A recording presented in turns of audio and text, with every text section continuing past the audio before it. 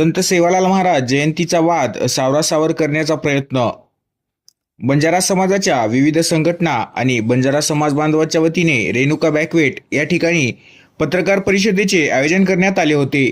या ठिकाणी सेवालाल जयंती उत्सव समितीचे अध्यक्ष आशुतोष मिलिंद नाईक यांनी दिलेल्या पत्राचे वाचन गोरसेना अध्यक्ष जय राठोड यांनी केले. त्यात यावर्षी शोभायात्रा काढण्यासाठी जयंती समिती नियोजन करू शकली नाही त्याबद्दल दिलगिरी व्यक्त पत्रात करण्यात आली होती.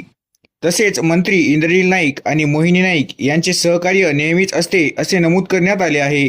या प्रसंगी प्राध्यापक संजय चव्हाण, सौ संगीता जाधव, राजाराम राठोड, प्राध्यापक उल्हास चव्हाण यांनी पत्रकारासमोर आपले मत मांडले. संपूर्ण समाज इंद्रनील नाईक, मोहिनी नाईक यांच्या पाठीमागे खंबीरपणे उभा आहे. इलेक्ट्रॉनिक माध्यमाद्वारे त्यांच्या मोबाईलवरील संभाषणाचा विपर्यास्त करून बदनामी करू नये अशी समज त्यांनी तरुणांना दिली आणि पुढच्या वर्षी नियोजनपूर्वक शोभायात्रा काढण्यासाठी सहकार्य करणार असे सांगितले. या प्रसंगी ऑल इंडिया बंजारा सेवा संघ, भारतीय बंजारा कर्मचारी सेवा संस्था, वसंतराव नाईक अधिकारी कर्मचारी संघटना, जगदंबा देवी संस्थान, ग्रीन पार्क सेवालाल जयंती समिती, बंजारा महिला मंडळ, बंजारा कॉलनी सेवालाल जयंती समिती, इटावा वार्ड सेवालाल जयंती समिती, जयनगर सेवालाल जयंती समिती, गोरसेना आणि नायक कारभारी उपस्थित होते.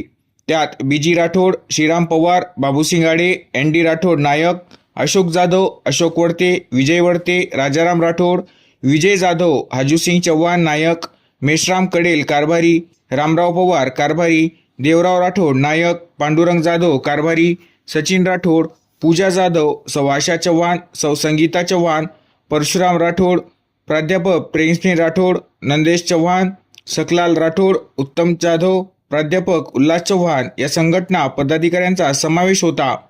मोठ्या संख्येने समाजबांधव या प्रसंगी उपस्थित होते. परंतु यावर सुद्धा बंजारा समाजातील काही तरुण मुलांनी परत प्रश्नचिन्ह निर्माण केले आहे. आता हा वाद अजून किती पुढे जाते हे पाहण्यायोग्य आहे. परंतु सदर आशुतोष मिलिंद नाईक यांनी लिहून दिलेल्या पत्रकात मात्र सेवालाल महाराज जयंती स्वर्गीय अजित पवार यांच्या निधनाचे कारण देऊन रद्द करण्यात आली होती. यावर कोणतेही स्पष्टीकरण देण्यात आले नाही. तर नमस्कार मित्रांनो, मी आदित्य जाधव आणि सध्या सुरू असलेल्या परिस्थितीवर आणि काल एक प्रेस कॉन्फरन्स झाली. त्या प्रेस कॉन्फरन्स मध्ये जे काही घडलं त्यावर मला वामनदादा कर्डक यांच्या कवितेच्या 2 ओळी आठवतात. त्यांचं म्हणणं असं असतं की संघटना हजार झाल्या, नेते हजार झाले, कुणा म्हणावे आपुले, चेहरे हजार झाले. तर बंजारा समाजाच्या आम्ही काही मुलांनी एक आवाज उठवला ज्यामध्ये आमची काही समाजाची जी काही नाराजी झाली होती सेवालाल महाराज यांच्या जयंतीवर झालेल्या वक्तव्याबद्दल. तर त्यासाठी आम्ही आवाज उचलला आणि आमच्या बंजारा समाजातल्या काही संघटना या काल एकत्रित झाल्या आणि ते आम्हा मुलांच्या विरोधात गेले. तर आमचं म्हणणं हे आहे की त्यांनी ज्या नेत्यांची साथ दिली, ज्या नेत्यांची त्यांनी पाठराखण केली, तर कुठलीही संघटना जी ही असते, ही संघटना बंजारा समाजाची आहे की एखाद्या नेत्याची आहे किंवा एखाद्या विशिष्ट व्यक्तीची आहे, तर हा आमचा प्रश्न आहे. जर ती संघटना बंजारा समाजाची आहे तर मग आम्ही कोण आहोत? आम्ही बंजारा नाहीत का?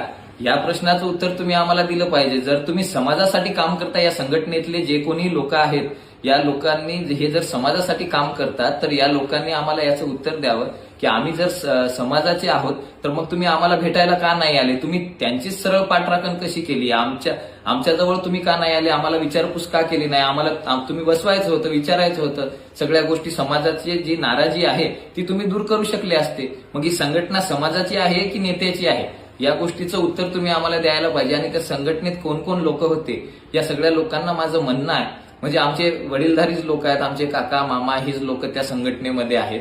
या सगळ्या संघटनेच्या लोकांना मला एक विनंतीपूर्वक, आदरपूर्वक असं जाहीर आव्हान करायचं आहे की या संघटनेच्या प्रत्येक लोकांनी आपले एक प्रतिनिधी निवडा तुम्ही.